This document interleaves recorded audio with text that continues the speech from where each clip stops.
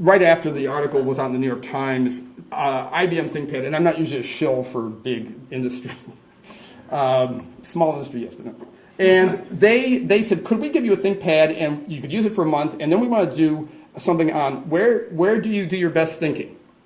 And so I said, if I can get a climate change message in there, and the advertising company I was dealing with was very psyched about that. So I talked to my ice expert friends, and I said, how about on ice that may not be here in 100 years? And we thought, is that too hyperbolic? I mean, because of all the skeptics and other people, are they going to jump on that?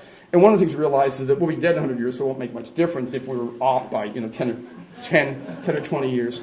But what has happened since then is that if they were to ask me now, I would say that won't be there in 50 years, because this was a 2003 estimate of where the summer ice edge would be in 2050. And this is what is the current summer ice extent in 2050.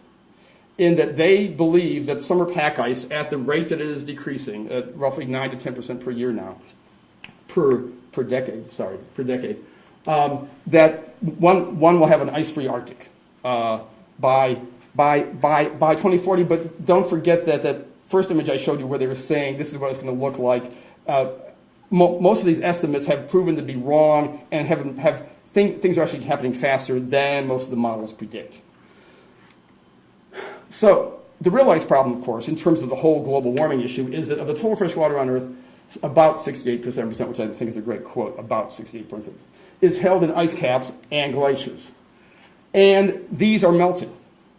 I mean, pack ice melting is one thing, and pack ice is going to impact ocean circulation and certainly Arctic animals. But the melting of the Greenland ice, if it occurs, and this is the surface melting of the ice here, this is not the actual ice retreat, but this is the area of surface that melts every summer. And you can see the difference between 92 and 2002, that if that melts, sea levels are going to rise 23 feet. Arctic ice, when it melts, Arctic pack ice, when it melts, really isn't going to increase sea level much because it's in the water already. So sea ice melting doesn't increase the sea level. If the West Antarctic ice shelf melts, it's going to raise sea levels 23 feet. And it is melting.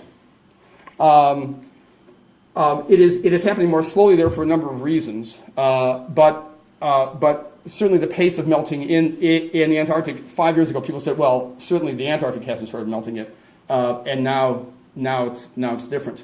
So to get back to Thoreau, who brought us all here tonight, he actually, when he was contemplating ice, he was looking at ice melt dates, okay, and Walden Pond, actually at ice out dates, right?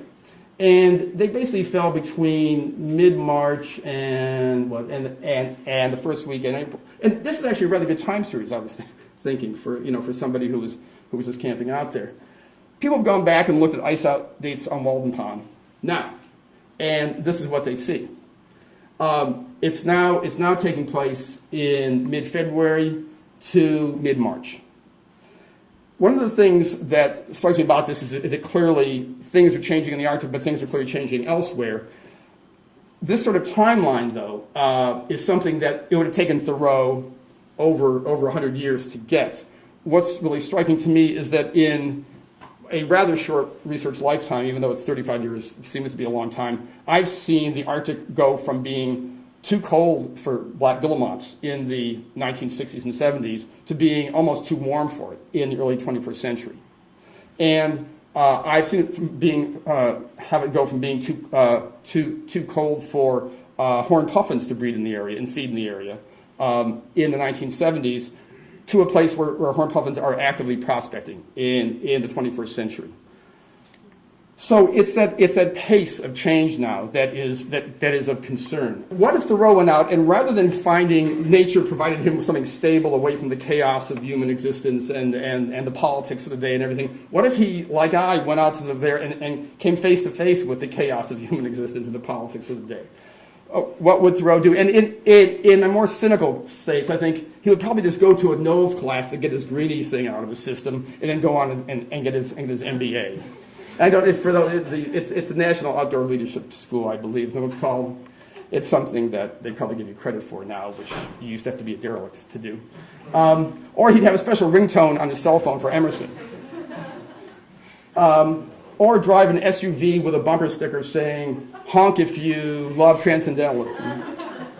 Or have his email address be simplify@walden.net.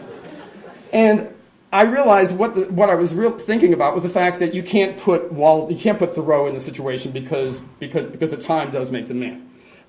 What we can do is think about what Thoreau said about things, and what he said back here. He said back in 1850 or so, when the Carnegie, he said, men have become the tools of their tools. And I don't know what he would say up here. I hope that there's a Thoreau out there somewhere who is thinking about what to say, because clearly we are feeding automobiles. I mean, basically the family car. I mean, everyone cares about family. Well, the family car is now part of the family just by its name, and this is what we're having to do in order to maintain our level of high consumption and our level of transportation that we just basically started taking for granted. So certainly Thoreau was seeing into the future by being able to see that indeed men were going to become tools of tools. There may have to be a major change in terms of how we see consumption, and whether at some point having as many goods as you possibly can is a sign of status or a sign that you are doing something bad for the environment.